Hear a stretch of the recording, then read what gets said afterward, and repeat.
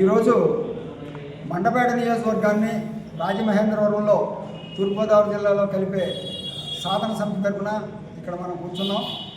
ఈరోజు వచ్చినటువంటి ఒక పేపర్లో వచ్చినటువంటి ప్రకటన చూసి ఆశ్చర్యం కలిగింది. ఎందుకంటే ఆల్రెడీ ప్రాసెస్ అంతా అయిపోయింది. దీని మీద అబ్జెక్షన్స్ ఏమంటే కూడా క్లెయిమ్ చేయమని చెప్పేసి పెట్టమని చెప్పేసి చెప్పారు. దానికి ఈ నెల 29తో పూర్తవుతుంది. కానీ కొంతమంది దుర్మార్గంగా మండపేటని దీన్ని ఆపాలన్న ఆలోచనతో కొంతమంది ఉన్నట్లు కనపడుతుంది పేపర్ ప్రకటన వల్ల. దాన్ని ఖండించడం కోసం అని చెప్పేసి ఇవాళ మనం ప్రెస్ మీట్ ఏర్పాటు చేసుకోవడం జరిగింది. ముఖ్యంగా ఏంటంటే చంద్రబాబు నాయుడు గారు ఏదైతే మాట ఉన్నారో ఆ మాట ఖచ్చితంగా కట్టుబడి ఉంటారని, ఎవరు ఏం చెప్పినప్పుడు కూడా వినకుండా ఆయన పని ఆయన చేస్తారని మేము పూర్తిగా విశ్వాసంతో ఉన్నాం. మేము కోరుకునేది ఇక్కడ ప్రజల యొక్క స్థితిగతులను బట్టి, పైగా మండపేట నియోజకవర్గంలో ఉన్నటువంటి 43 గ్రామాల్లో ఇప్పటికే 22 గ్రామాలు రాజమండ్రి రుడాలో ఉన్నాయి. రాజమండ్రి అర్బన్ డెవలప్మెంట్లో ఒక 21 మాత్రం ఇందులోని కొట్టి అమలాపురంలో లేవు, దేంట్లోని లేవు, లేకుండా అలా ఐడియల్గా ఉన్నాయి. అటువంటి పరిస్థితుల్లో ఉన్నప్పుడు ఈ రెవెన్యూ అంతా కూడా రాజమండ్రికే ఎక్కువ చెందుతుంది. పైగా రెవెన్యూ అన్నది ఏంటంటే స్టేట్ గవర్నమెంట్ కట్టి జిఎస్టీ వచ్చేటప్పటికల్లా స్టేట్ గవర్నమెంట్ పోతుంది. అలాగే మన దీనికి సెంట్రల్ గవర్నమెంట్ పోయి సెంట్రల్ ఎక్సైజ్ ఆడిపోతుంది.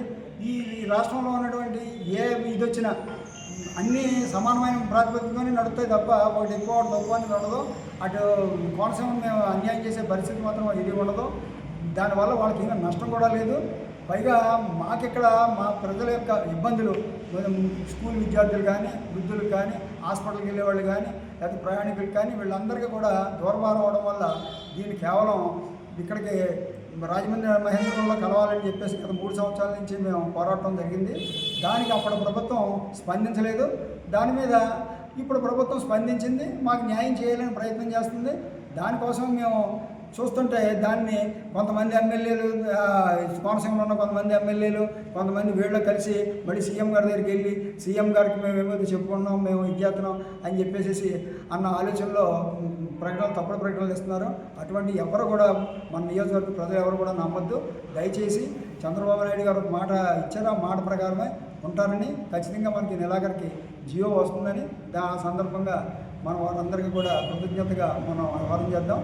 ఎక్కడ కూడా మార్పు మాత్రం కానీ జరిగినట్టయితే పొరపాటున గత ప్రభుత్వానికి ఏదైతే గతి పట్టిందో ఈ కూటమి ప్రభుత్వానికి కూడా అదే గతి పడుతుందని చెప్పేసి సందర్భంగా హెచ్చరించడం జరుగుతుంది.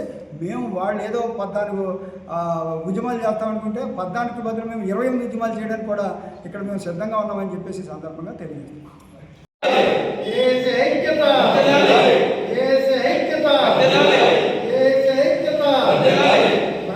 నియోజకవర్గాన్ని